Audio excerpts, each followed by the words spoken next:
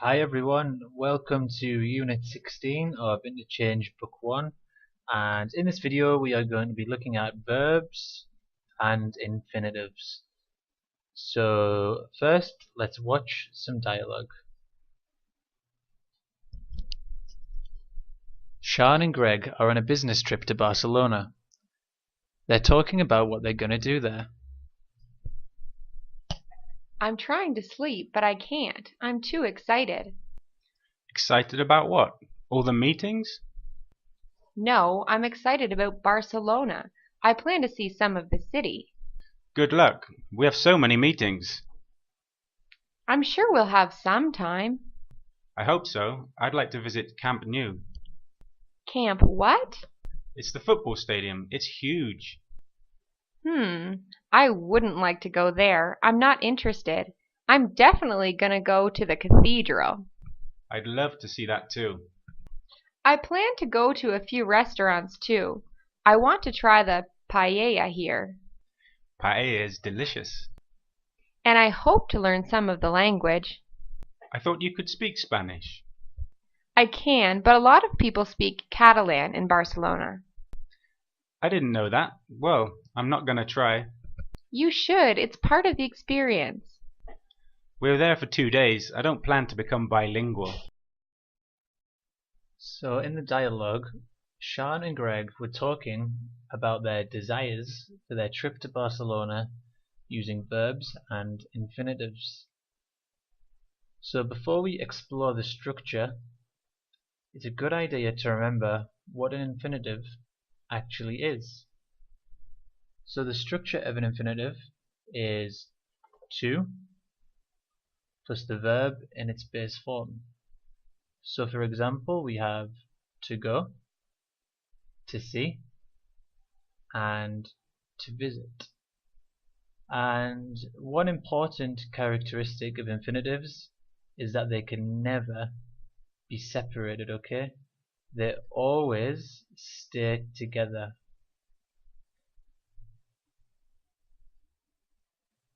So imagine we want to use these infinitives with verbs to describe our future desires, okay? So if we look at the structure, well first let's look at the verbs we want to use today, okay? We have going, hope, plan, want, like, and love. So you might have noticed most of these verbs are in their base form. Okay? So we could say we hope to go, we plan to see, we want to visit. And remember, if you use the verbs like or love to talk about things you want to do in the future, you need to use them with would, okay, as an auxiliary, okay? So I would like to visit. I would love to see. So there's one exception with these verbs that we're using, and you can see that going is a continuous form, okay? We have the ing. So we need to use this with be. So for example, I am going. So if we said I'm gonna go, remember that when we use this structure we're talking about an almost definite plan. So it's a little bit stronger than saying we want to do something. If we say we are going to go somewhere, it means it's almost definite.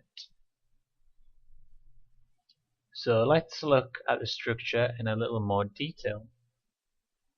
So let's look at this first example. We have Greg hopes to visit the stadium.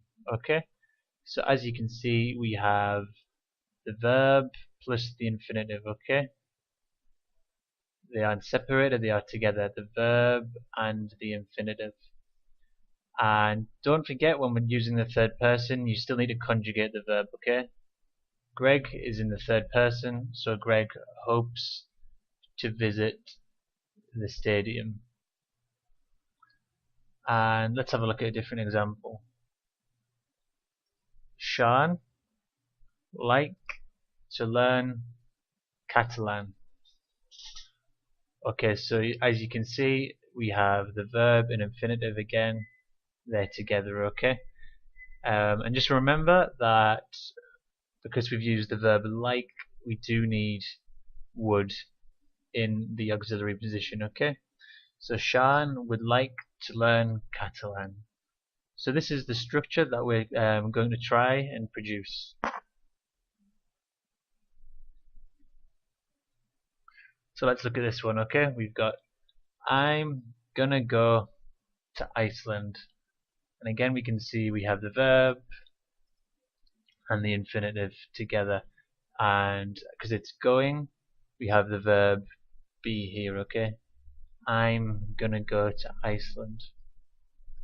Of course, we can use the structure to describe something that we're not going to do. So we have the verb and the infinitive, and we just have the negative here, okay? I'm not gonna go to the USA. So we have I plan to see my friend in Thailand, okay? So we have plan as the verb and to see as the infinitive. And if we want to make the verbs like plan or hope, we want to make those negative, remember we need to say that we don't plan or we don't hope, for example, to stay in England. And another one, I'd like to see the pyramids. So we have the verb like and the infinitive to see. Okay? And remember that we have would before like, and it's much more natural to contract that. So it wouldn't be I would like to see the pyramids, it's I'd like to see the pyramids. Okay?